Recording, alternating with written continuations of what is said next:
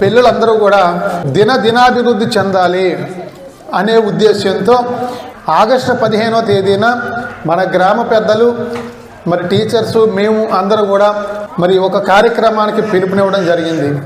ఆ కార్యక్రమం D grade నుంచి A+కి రావాలి. అది కూడా ఒక్కసారే కాదు, డి గ్రేడ్ నుంచి సి గ్రేడ్కి, సి గ్రేడ్ నుంచి బి గ్రేడ్కి, బి గ్రేడ్ నుంచి ఏ గ్రేడ్కి, ఏ గ్రేడ్ నుంచి A+కి పిల్లలు రావాలని పిలుపునివ్వడం. ఆగస్టు 15వ తేదీన మరి రిపబ్లిక్ డే రోజుకి జనవరి 26వ తేదీకి ఎంతమంది పిల్లలైతే ఒక్కొక్క మెట్టు ఎక్కుతారో అంతమంది పిల్లలకి మంచి ప్రైజులు ఇవ్వండి అని మన గౌరవ హెచ్ఎం గారికి 10,000 రూపాయలు నేను ఇవ్వడం జరిగింది. పిల్లలందరూ గోల్ రీచ్ అవ్వగలరా అని అనుకున్నాను.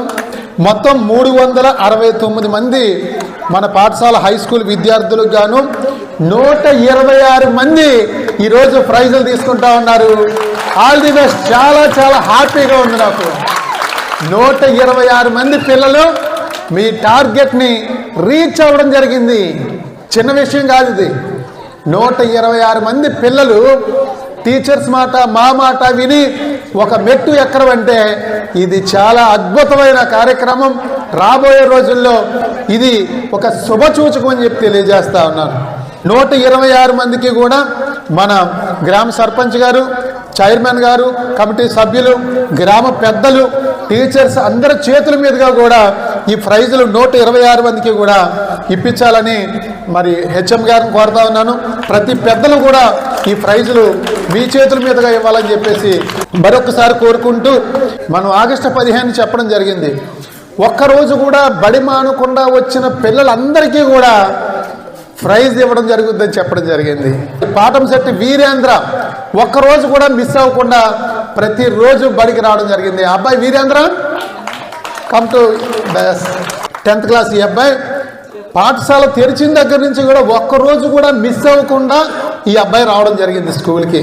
బంగారు, ఆల్ ది బెస్ట్ నాన్న, గాడ్ బ్లెస్ యూ. దయచేసి పిల్లలందరికీ కూడా నేను చెప్తున్నాను, వీరేందరినీ ఆదర్శంగా తీసుకోవాలి. ఎందుకంటే ఇప్పుడు 369 మంది పిల్లలకి 126 మంది పిల్లలు ఒక మెట్టెక్కారు. అవునా? ఈ 369 మంది పిల్లలకి మనం చెప్పాం కదా ఏమని, ఒక్కరోజు కూడా బడి మానకుండా రావాలి. బడి మానితే, ఒక్కరోజు మానితే 10 రోజులు మనం వెనకబడతామన్నది ఆ రోజు చెప్పడం జరిగింది. ప్రతిరోజు మీ టీచర్స్ మీకు చెప్తానే ఉన్నారు. ఈ విషయంలో కొంచెం చిన్న నిరుత్సాహం ఉందన్నమాట. ఉంటుందా ఉండదా? మిమ్మల్ని కోరేది ఏంటి? రోజు బడికి రమ్మడమే కదా. దయచేసి